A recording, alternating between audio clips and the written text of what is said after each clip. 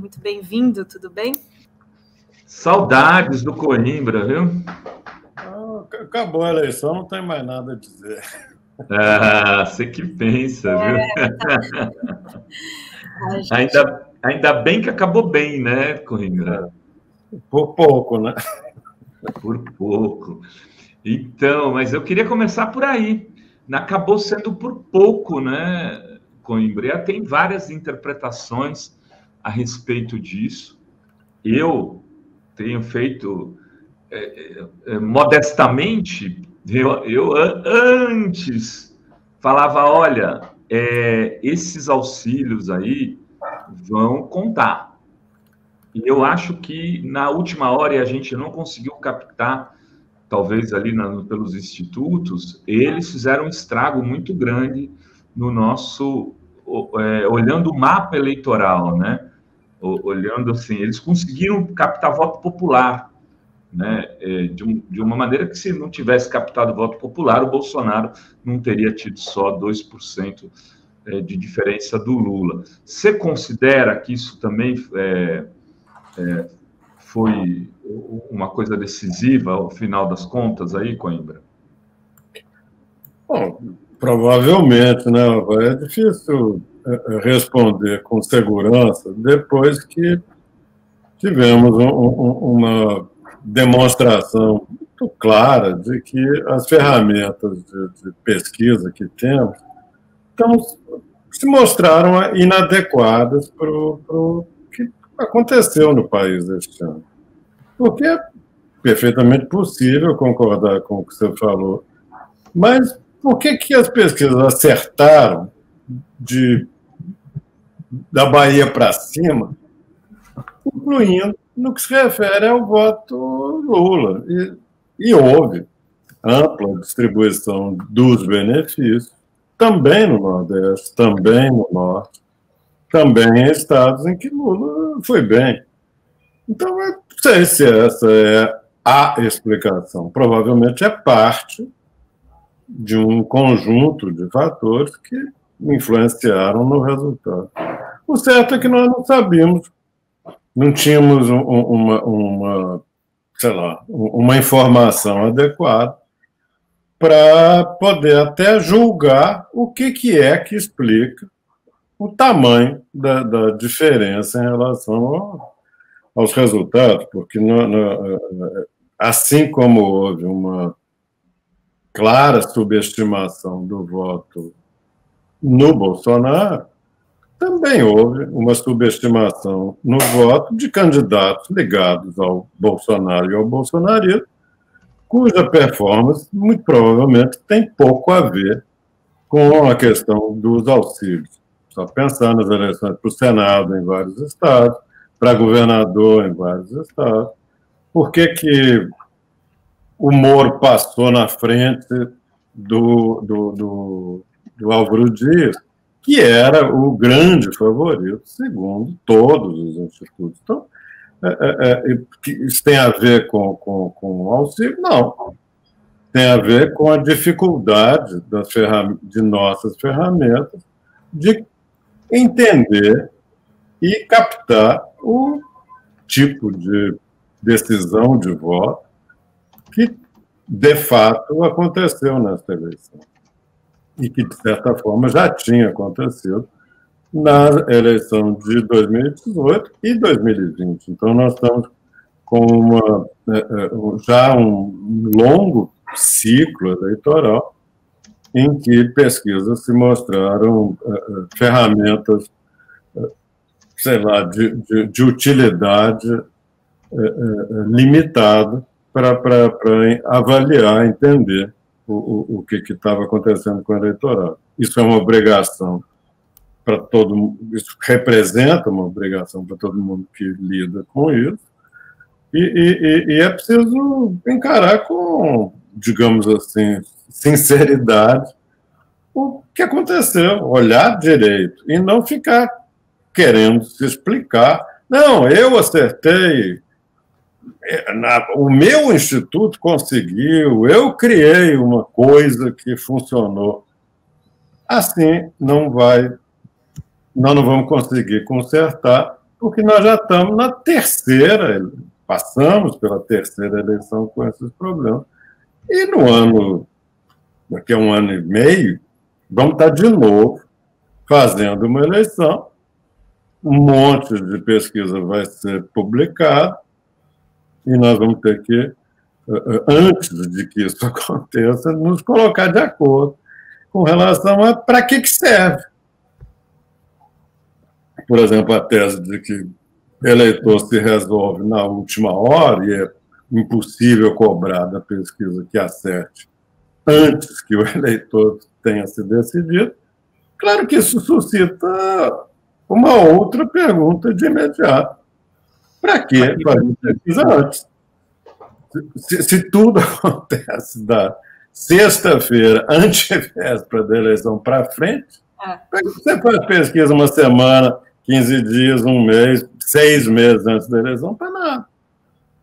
Ou nós nos colocamos de acordo com relação a como fazer, como interpretar, que conclusões se podem tirar, ou então, francamente, nós vamos ficar fazendo mais um ciclo eleitoral sem tratar do problema. Mas não era isso que você estava querendo me propor. Não, é importante ouvir você falar isso, porque teve muito essa história. Eu acho que, assim, deve ter muitos fenômenos. Um é esse que você está dizendo, o problema da calibragem dos institutos aí, com uma realidade que não parece ser nacional, porque acerta mais em algumas regiões do que em outras. São Paulo, por exemplo, o erro foi absurdo, né? Para senador, a diferença era de 15, 20 pontos a favor do Márcio França, e o astronauta que ganhou com essa diferença, praticamente. O Haddad sempre teve na frente com 10%, mais ou menos, de distância, né? Perdeu com 10% no primeiro turno. A Santa Catarina, você deu exemplo, o Rio Grande do Sul. O Rio Grande do Sul é um espetáculo, uma coisa assim de outro planeta. O Eduardo, que estava com 15 pontos de diferença, perdeu com 15 e foi no segundo turno, salvo pelo gongo, por uma vírgula, por um 0,0, né? Porque teve 2.000 votos a mais para Edgar Preto. Então, assim, não vai me dizer, eu conheço o Rio Grande do Sul, e você também, que o eleitor gaúcho é super indeciso, que ele decide na última hora. Então, talvez o eleitor mais posicionado que a gente tenha no país seja o gaúcho, né, Coimbra? Então, assim, ele é um eleitor aguerrido, um cara que discute, vive política intensamente. É isso que é estranho, muito estranho, a meu ver. Agora, ao mesmo tempo, para o Bolsonaro chegar, eu acho que esse mundo do dinheiro fez muita diferença, né? Esse mundo de dinheiro fez muita diferença. E aí você fala, pô, indecisão. As pesquisas mostravam que o nível de decisão era maiúsculo. Elas davam nível de decisões de 95%, 96%, 97%, já no primeiro turno. Tanto que o Lula não se mexeu, né, se a gente for ver. Teve uma mudança muito grande no voto do Bolsonaro, como aconteceu lá nos Estados Unidos com Trump. É um fenômeno que pode estar relacionado à extrema-direita, Coimbra? Também, essa é uma hipótese que os americanos têm pesquisado. Eles têm fontes de dados melhores que as nossas. Uma coisa que é feita lá desde os anos 40, ou seja, já tem, sei lá, 80 anos de pesquisa desse tipo, é uma grande pesquisa pós-eleitoral, em que 10, 15, 20 mil entrevistas são feitas, considerando a amostra nacional e estaduais, para saber o que aconteceu, como é que as pessoas, já livres vamos dizer assim, de ter que expor o que vai fazer, apenas meditando, relembrando como é que foi o processo de tomada de decisão, o que aconteceu, como é que foi. flutuou, não flutuou, estava decidido, não estava, deu entrevista, não deu. Tem muita coisa que você poderia melhorar em matéria de sei lá, aprimoramento metodológico, se você tivesse alguma base com relação ao que as pessoas fizeram. Não o que elas diziam que fariam, mas o que elas fizeram, tanto quanto elas forem sinceras nesse depoimento pós-eleitoral. Enfim, sim, nos Estados Unidos essa é uma hipótese muito trabalhada, é aquilo que eles se chamam na terminologia da atividade de viés de não resposta. Quer dizer, quem não responde não é uma amostra dos que respondem. Existe alguma coisa entre quem não dá a entrevista que faz com que, quando o seu voto for computado, a pesquisa fica errada, porque as pessoas que não dão entrevistas não representam os que dão entrevista. E lá existe uma suposição, uma certa base, de que eleitores de ultradireita tendem mais do que os demais tipos de eleitor a não dar entrevista. E com isso você fica com uma deficiência na sua amostra, ela não é representativa do universo. Mas é uma hipótese que merece ser estudada. Agora, como nós achamos que cada instituto se vira e pretende acertar assim, mais ou menos sozinho, para usar dessa performance como estratégia de mercado para o instituto, a gente não sabe, não pesquisou esse tipo de questão na eleição. Nós fizemos uma tentativa na Vox de, desde o final de 2021, tentar avaliar a não resposta, que é difícil, porque se a pessoa não te dá a entrevista, o que você faz? Nós orientamos entrevistadores a que, quando alguém dissesse que não dava a entrevista, pelo menos perguntar por quê. E sem querer obrigar a pessoa a fazer o que ela estava dizendo que não queria fazer. O que nós constatamos é que a não resposta estava crescendo significativamente ao longo do ano de 2022, comparando a recusa de dar entrevista, estava aumentando ao longo do primeiro semestre de 2022. Mas era ultradireita? Não dá para dizer, porque a única resposta que a gente tinha era insuficiente. Então, não sei, francamente, nós estamos um pouco...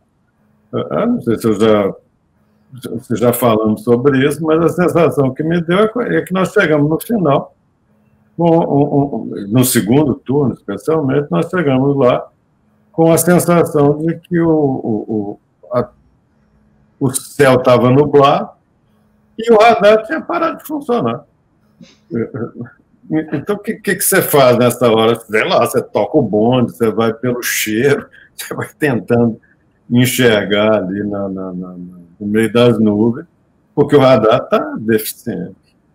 Lula, no segundo turno, resolveu enfrentar esse problema, porque ele estava sendo abastecido por pesquisa desde o final, desde 2021, e elas todas mostravam uma coisa bem diferente do que aconteceu no final do primeiro turno. Resultados com os quais ele próprio não contava.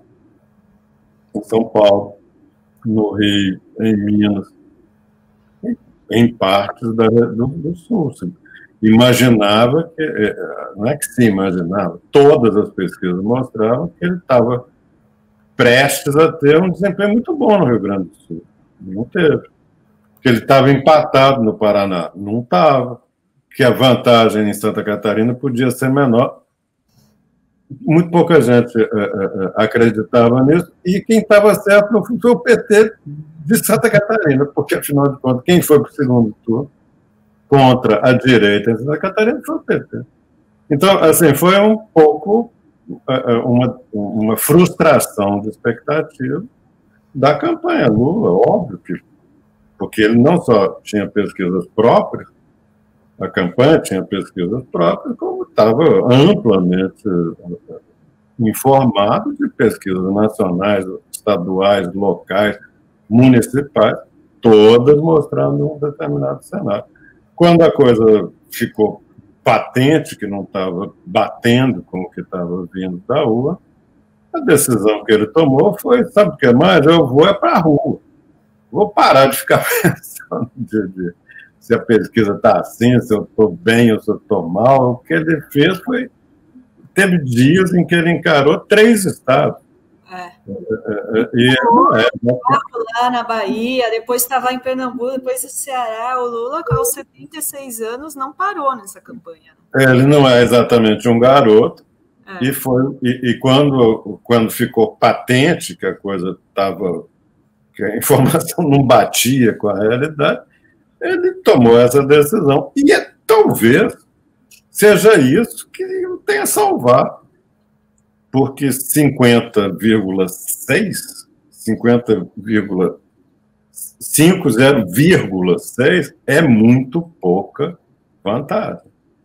Então, quem sabe foi essa disposição de ir para briga, gastando só sapato, suando a camisa e se cansando muito, talvez seja isso que deu a ele essa pequena vantagem que nos salvou do abismo, porque agora, nós estamos à beira do abismo.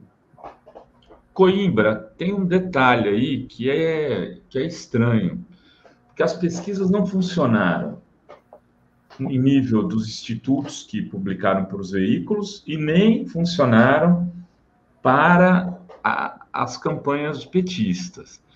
Mas do lado de lá, o que se dizia, o que eles tinham, era a expectativa de vitória deles. É o que eles dizem.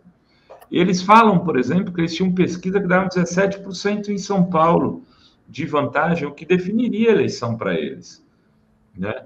E a gente não tinha essas pesquisas. Eu acompanhei, eu falei com o pessoal que fazia a campanha do Haddad, eu sabia do tracking do Lula, as pesquisas davam outro cenário. Mas parece que tinha pesquisa dando algo mais razoável do lado de lá. Tanto que o Bolsonaro, a reação dele em relação à derrota é mais ou menos parecida com a do Aécio, talvez elevada à 10ª potência. Está arrasado. Por que então teve essas pesquisas lá de lá que deram mais certo que as do lado de cá? A única coisa que eu posso te dizer é que eu compartilho a sua dúvida. Angústia. E é claro que com uma sensação piorada, porque, afinal de contas, eu estava trabalhando na campanha Lula. Então, o que você está descrevendo teve um momento em que, para mim, foi uma perplexidade.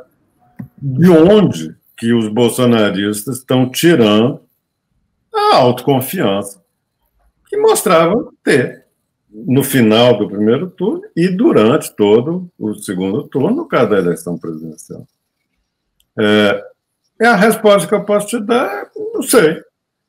O que explica que um lado tivesse com uma base de informação melhor do que o outro, porque as informações que você se refere de pesquisas internas não eram em nada diferentes do que estava saindo dos principais e mais tradicionais institutos de pesquisa brasileiros. Então, não é que houvesse, assim, dentro da campanha, uma pesquisa, dentro da campanha Lula, houvesse uma pesquisa diferente das outras. Não, basicamente a mesma coisa que estava sendo feito e estava sendo publicado. Se a gente olhar as pesquisas de institutos extremamente tradicionais e respeitados e com uma longa história de boa performance. A pergunta de qual que era a razão dos bolsonaristas estarem confiantes, provavelmente todo mundo vai te dizer que não sabe, porque o que sabíamos fazer em matéria de pesquisa estava mostrando era a vantagem de Lula, que não se confirmou. Então, é isso. Talvez eles tenham descoberto a pólvora. Talvez tenham uma carta na manga. As teorias de conspiração me angustiam, eu não vou nem citar, mas enfim. Olha só. Aqui, Rovai, galera. Antes de passar para o Coimbra, vamos dar 2 minutinhos da Janja ao vivo aqui. A gente entra com os comentários e volta com o Coimbra. O que você acha, Adri? Tá. Sobre o TSE, a cerimônia, enfim, segue o protocolo do tribunal. É uma cerimônia relativamente simples. O presidente, enfim, será diplomado, dirá algumas palavras. E nós estamos em coordenação com o TSE. Até o momento, até que se saiba, não há previsão de nenhuma entrevista do presidente, enfim, no término da cerimônia. Enfim, basicamente, segue o rito já previsto pelo TSE, sem nenhuma maior novidade. Ele foi convidado para fazer a posse aqui. Grande figura. Primeiro, em relação à faixa, se já está definido como vai ser essa eleição da faixa. A gente sabe que o presidente Bolsonaro não deve participar, da pessoa que vai fazer. É uma questão interessante, se vai ter a passagem da faixa, né? Porque o Bolsonaro já disse que não vai. E a outra é uma questão mais burocrática, técnica interna, para a gente, que as nossas redações né? Para saber como vai ser a credenciamento da imprensa, a cobertura da imprensa, se isso vai ser feito via equipe de transição, via Planalto, via Itamaraty, porque o pessoal está desesperado.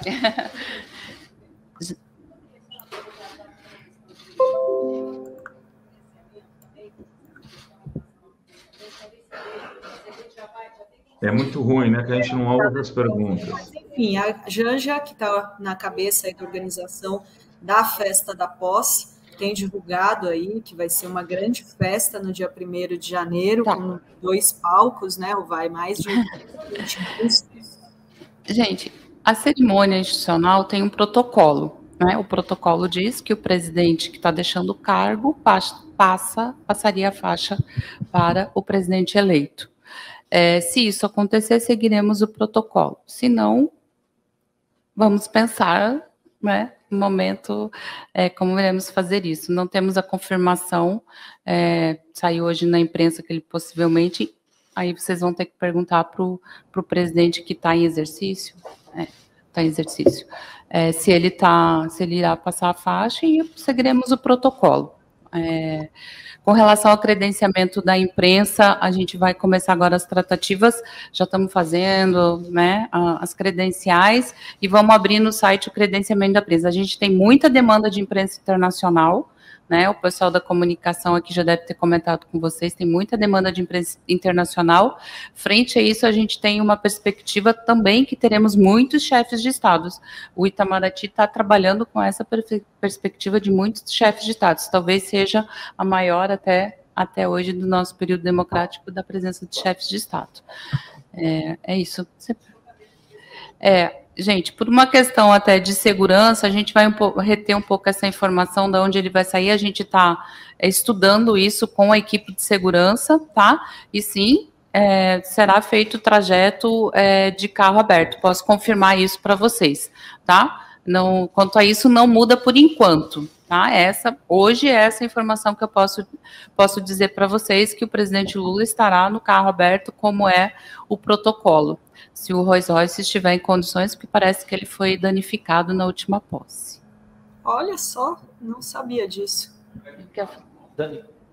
Não, eu ouvi que talvez ele teria sido danificado, o banco e tal. O embaixador está responsável, a gente vai ver, a nossa equipe vai averiguar isso para ver se ele está em condições. Já é um carro bastante antigo e a gente sabe que não é tão fácil, né, embaixador? Bom dia. aqui. Bom dia, primeira-dama, bom dia, embaixador, bom dia, Márcio, Felipe Frazão, do Jornal Estadão. Eu queria, por favor, se vocês puderem esclarecer um pouco melhor essa questão do carro e se há algum outro entrave em termos de materiais para a realização da posse. Também, o que está sendo pensado para essa substituição da salva de tiros, já que também é um rito militar, que, se isso precisa de algum tipo de combinação com o Exército, que é responsável por realizar essa salva de tiros.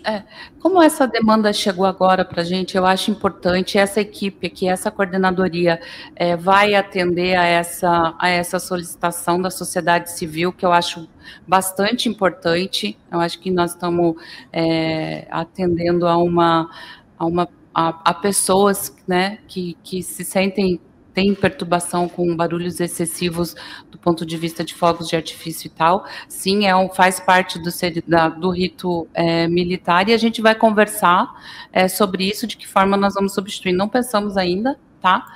Eu já tive particularmente algumas ideias, vou conversar com a equipe que está aqui trabalhando com a gente, para ver como que a gente pode fazer isso. Tá? Não há nenhuma... Em termos de segurança, se é possível descrever minimamente qual é o pessoal mobilizado, já que teremos uma presença com poucos precedentes de uma quantidade relevante de chefes de Estado que a gente não viu nas últimas cerimônias de posse. Então, se for possível descrever ou dizer minimamente qual é o efetivo, o que está sendo mobilizado, isso vai ser realizado pelo GSI, pelas Forças Armadas, com o perímetro como é tradicionalmente feito, ou pela Polícia Federal? Quem vai liderar esse processo? Todas as forças estão envolvidas. Semana passada eu me reuni com todas as forças, tanto do GDF, Polícia Militar, Polícia Federal, GSI, todas as forças que normalmente atuam na posse, na questão da segurança, estão envolvidas. Né? Nós temos o general G. Dias, Gonçalves Dias aqui, indicado pelo presidente Lula para coordenar esse processo, e também o delegado Andrei, que também está coordenando isso. Então, estamos trabalhando em conjunto para que tudo transcorra da maneira mais tranquila possível. Né? Não estamos prevendo nenhum incidente, estamos fazendo a garantia do perímetro, acho isso, do território, acho isso importante, falamos isso para as forças de segurança e isso está sendo olhado com atenção. Tá? Então, vamos transcorrer essa posse da forma mais tranquila possível e que a festa seja bonita. Aqui, o artista, o protagonista dessa festa é o povo que vai estar vindo para esse evento. Então, é a esse protagonista principal que a gente tem que ter todos os cuidados, é com esse artista principal. Janja Eduardo Gayer, do broadcast da Agência Estado, chamo de Janja, parece que a senhora prefere ser chamada assim. Janja, sim. Janja, gostaria de saber, assim, então, um resumo de como que vai ser esse dia, de uma maneira bem, talvez, simples para a gente conseguir encaixar, como que o dia começa e como que o dia termina, mais ou menos os horários dos protocolos, para a gente poder empacotar aqui legal e preparar o povo para participar. Obrigado. A gente está chamando o Festival do Futuro, a alegria vai tomar posse. Então, o dia 1º de janeiro, ele vai começar com muita alegria e vai terminar com muita alegria. Né? Isso é o fundamental, é que a gente espera. Por isso que a gente está trabalhando para que esse dia seja alegre e feliz para todos, que a gente termine esse dia muito bem. Então, a posse tem um horário ali para começar, porque temos um horário no Congresso, onde o presidente vai tomar posse propriamente dita, né? Então, a gente espera começar ali o translado do carro até o Congresso, a rampa do Congresso, por volta de 14h30, 14h15, 14h30, e começar no plenário do Congresso Nacional às 15 horas. Então, vai a sequência. A gente sabe que sempre que a gente está falando do presidente Lula, acaba atrasando um pouco, porque as pessoas querem fazer foto, querem conversar, apertar a mão, então isso a gente sabe, está contemplando também um pouco desses atrasos. Mas no Planalto a gente espera começar por volta das 17 horas, porque a gente quer contar com esse belo pôr do sol de Brasília aqui, para a gente termos lindas imagens. Vamos fazer uma transmissão bonita, tem uma equipe que está cuidando disso, vamos transmitir tudo que vai estar acontecendo para o Brasil e para o mundo, e também nos telões que vão estar na esplanada, Então, a gente espera terminar aí por volta de 18h30 no Planalto, para dar sequência no Itamaraty. Depois a gente vai passar um roteirinho bem certinho de todas as coisas que vão acontecer. Eu quero conversar com Coimbra sobre isso, inclusive, sobre popularidade do Lula, pós-posse. A senhora mesma disse que a preocupação é o povo que está ali, são esperadas 300 pessoas. Eu acredito que seja muito difícil controlar a entrada desse pessoal. Muitos elogios aqui, a Janja está muito bem, né, nessa organização. Estão acampados, aí o acampamento parece estar crescendo. O que vocês estão pensando, já podem falar para a gente, sobre essa questão específica do público que vai estar lá nos shows? E aproveitando um pouquinho, já que está todo mundo perguntando aqui sobre como que a gente vai atuar no dia, a gente vai ter que chegar aqui no CCBB no dia 6 da manhã, no dia 1º. É bom para a gente planejar a festa do Ano Novo. A gente pode arrumar uns alojamentos aqui. Ó, gente, eu já disse, a nossa preocupação é com a segurança desse principal protagonista dessa festa, que é o povo que vai estar em Brasília, o povo de Brasília, dos arredores, e essa é a nossa preocupação. Todas as forças de segurança envolvidas têm essa preocupação em mente. Então, fiquem tranquilos, estamos trabalhando para que tudo transcorra da forma mais tranquila possível. Aí eu não sei que horas tu vai ter que chegar aqui, mas se chegar cedo a gente vai providenciar café da manhã, tá bom? Fiquem tranquilos.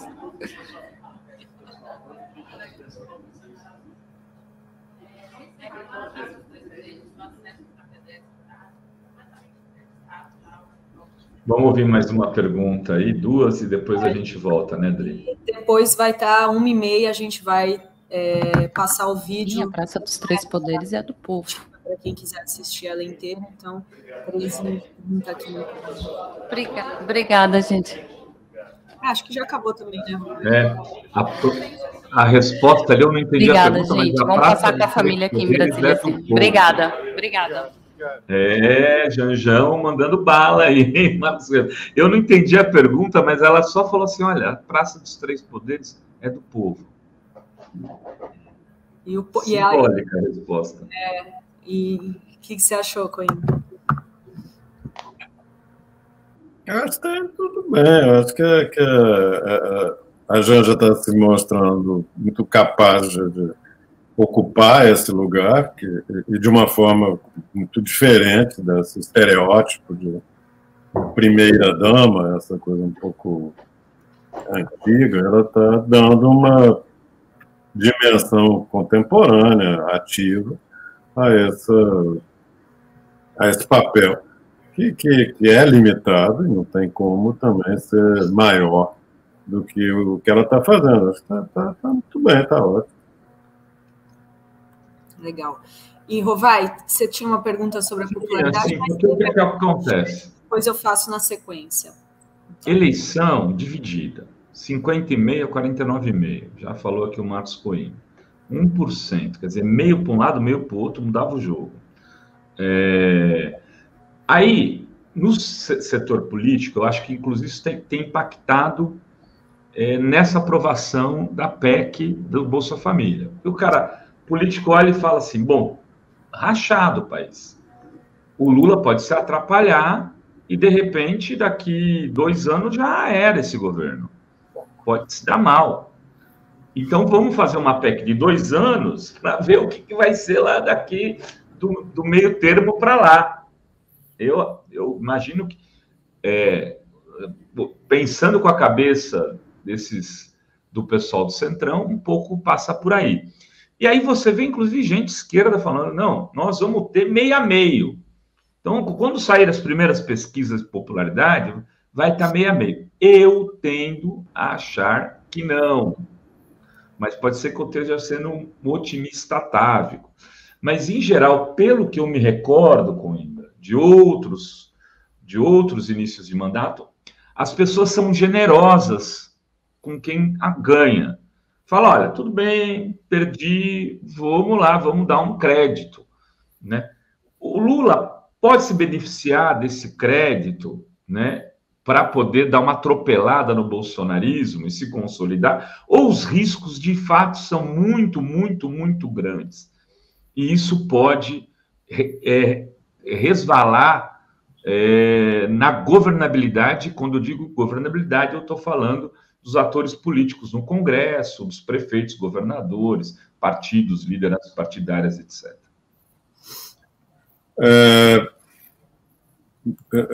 Eu vou ser obrigado a começar de novo dizendo que nós estamos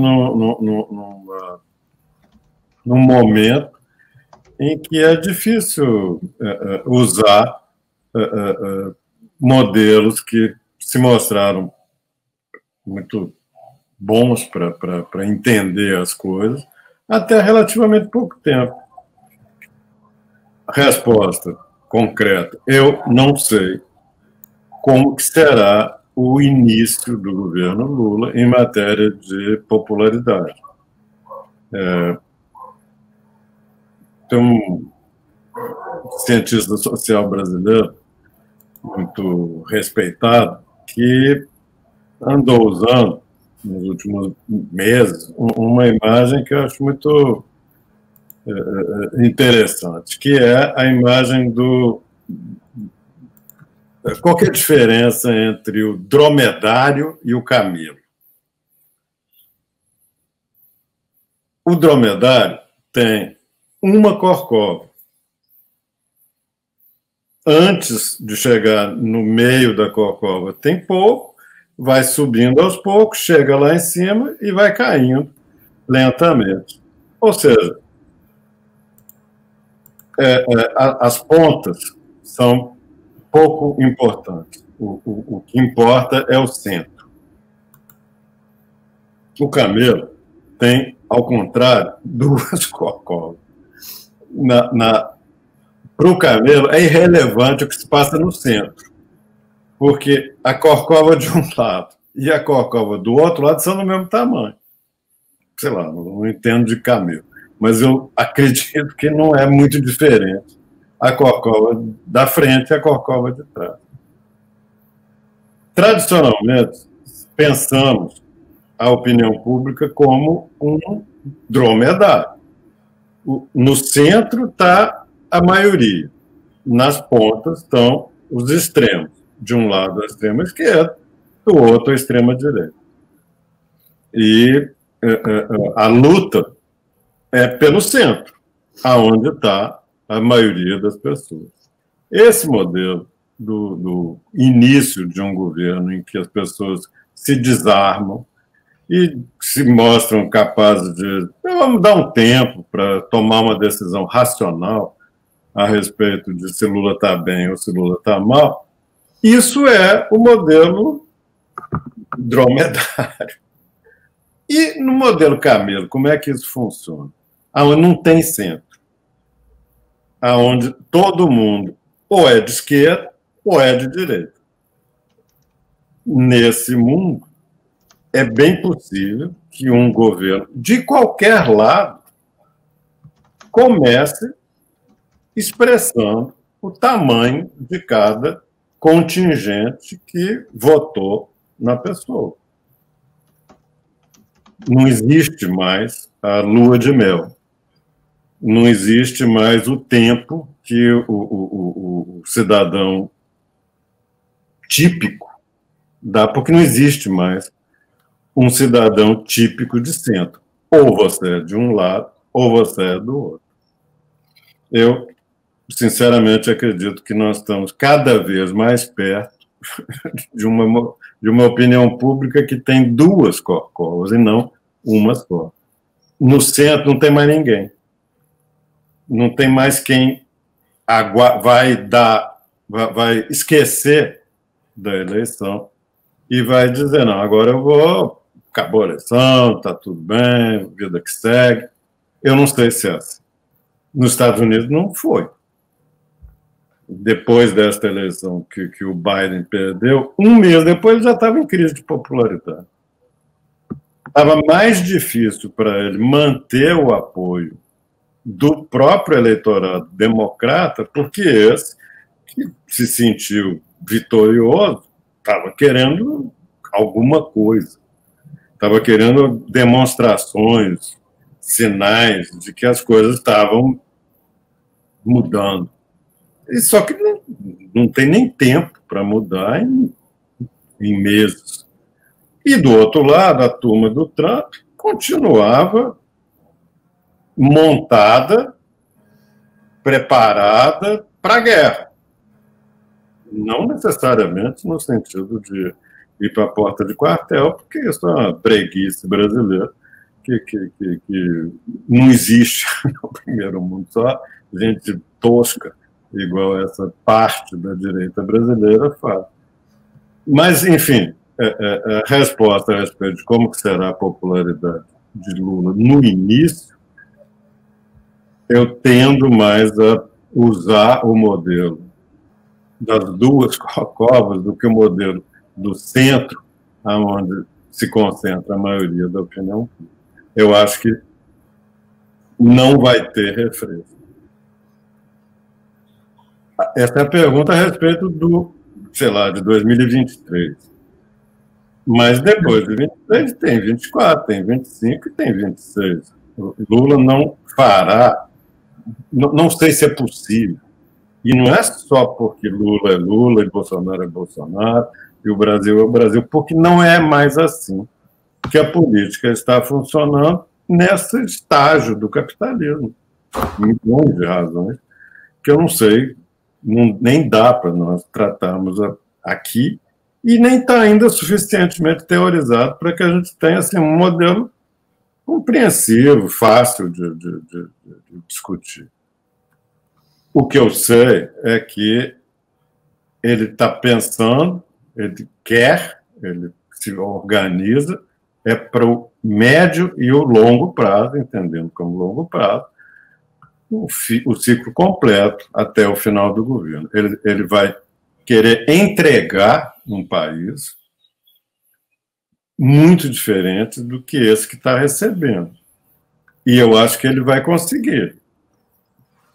E não é só porque está uma porcaria, mas é também porque ele é muito mais capaz, como gestor, como administrador, como político, do que essa fauna lastimável que andou aí frequentando as manchetes nesses 4 anos. Como exemplo, botar um panaca para ser secretário de Cultura, faltando 15 dias para sair da eleição. De onde que esse cara, esse tal de Bolsonaro, tira essas ideias? Então, não é por isso que Lula fará um bom governo. Ele vai fazer um bom governo. E ele pensa, o governo, o ministério, assim, pensa no que vai ser possível fazer. E aí, quando tiver posto na mesa, ele aposta, ele acredita que a racionalidade, a força da realidade se imporá.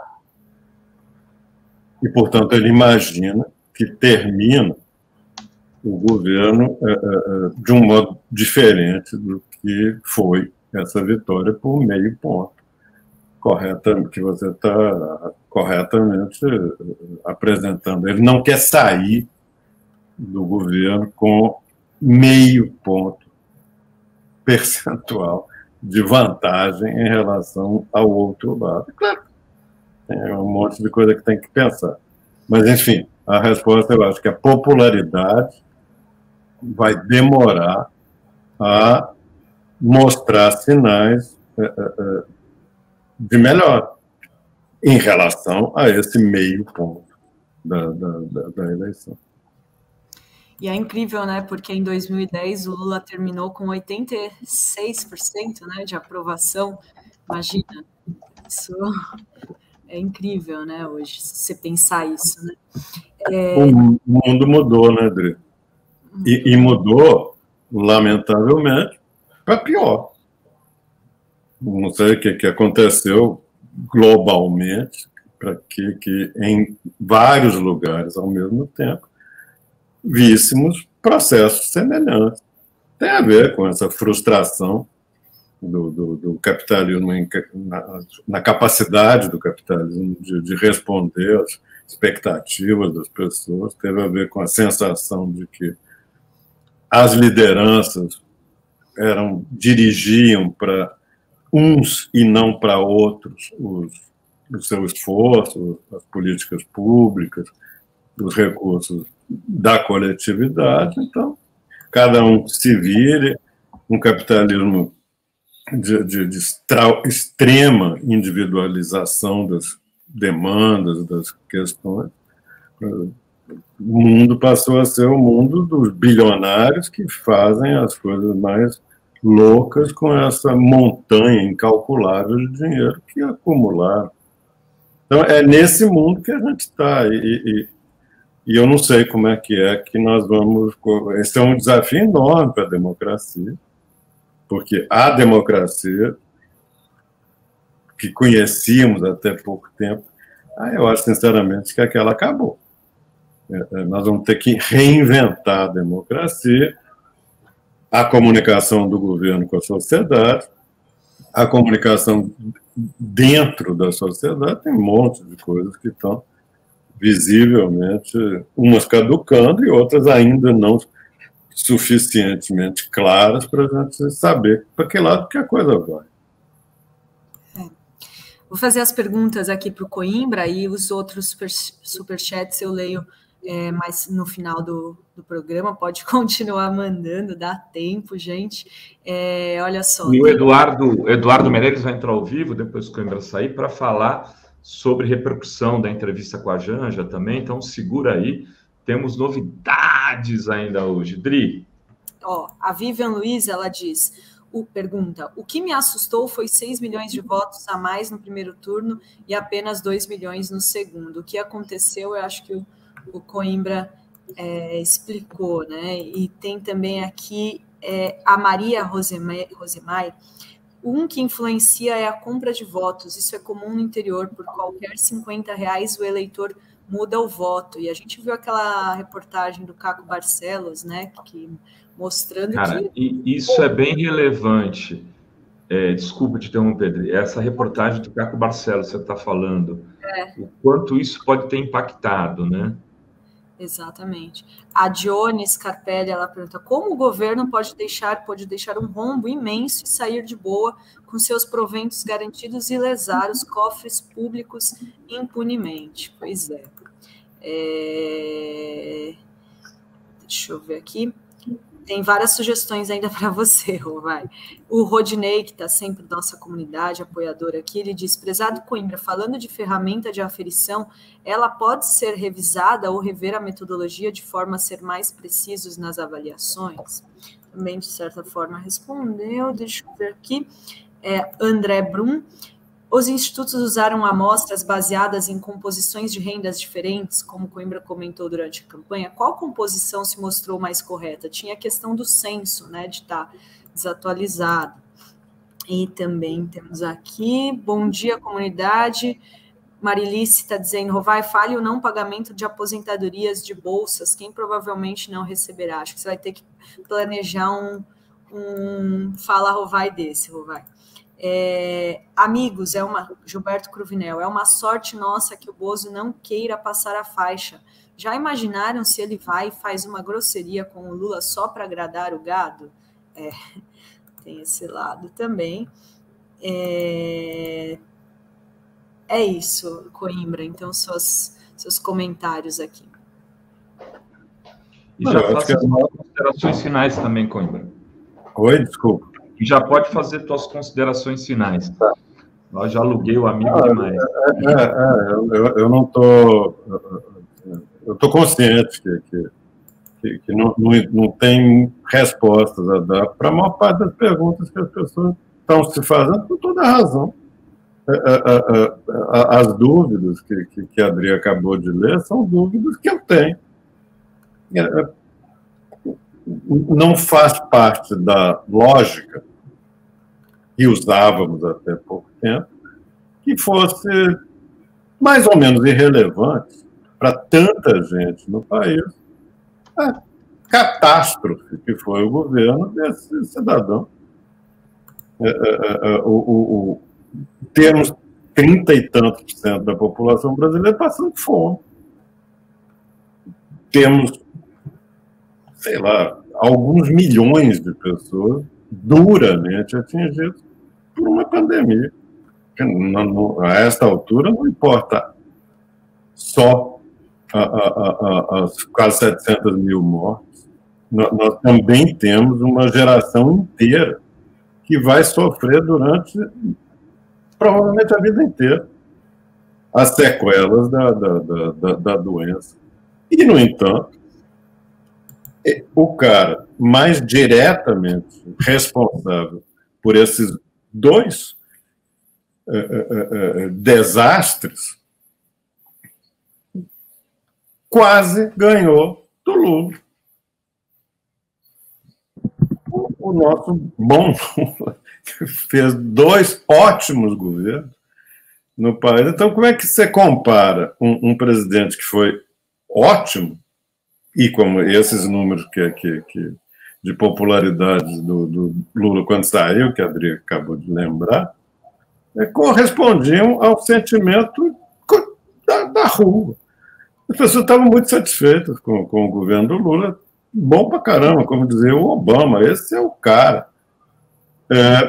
Pois bem, então você compara isso com essa porcaria de governo Bolsonaro, e um tem 49,5 e o outro tem 50,6.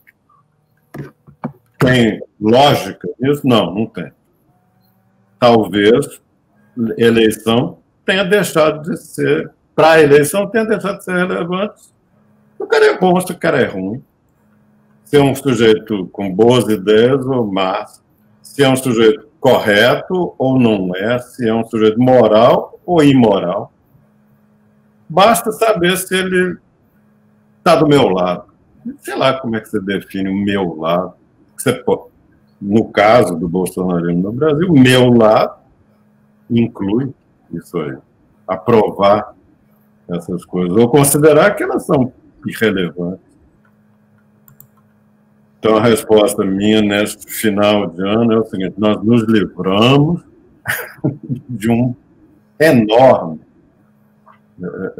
risco, que seria o aprofundamento desse tipo de gente, dessa visão, desse modo de pensar as coisas do país.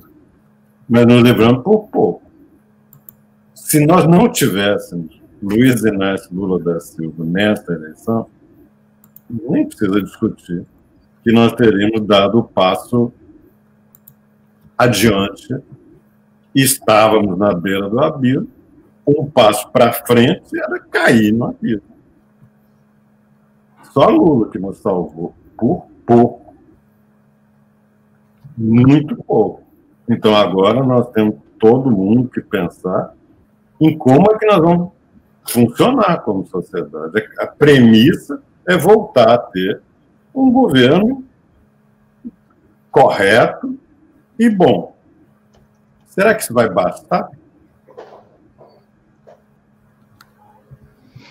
Muito bem, Marcos Coimbra dizendo de maneira técnica, né, aquilo que às vezes a gente desconfia, né? Isso, assim, se não fosse o Lula, nós estaríamos hoje, né, despencando no precipício que muito provavelmente seria um Estado autoritário de cultura fascista por longos 15, 20 anos, né? O Coimbra não disse isso, mas eu estou acrescentando. Não íamos nos transformar numa Hungria, numa coisa muito parecida com isso. Coimbra, muito obrigado, tudo de bom para você aí. Boas quartas de finais aí para a gente contra a Croácia. Tomara que, né? Você é torcedor do Galo, é isso? Graças a Deus. Mas você sabe que o Richarlison era do Ameriquinha, né? Eu sei, jogou um tempo. Jogou um tempo, mas enfim, acho que espero que esse conjunto de circunstâncias nos ajude a sair desse quase buraco em que nos metemos. Porque quase buraco já é um pouco buraco. Então, já estamos no meio do buraco, mas a terra está só até a cintura ainda. Agora talvez dê para sair. Coimbra, muito obrigado, valeu mesmo. Muito obrigado a vocês, foi um prazer. Um abraço, Dri, um abraço, Renato. Tchau. Abração.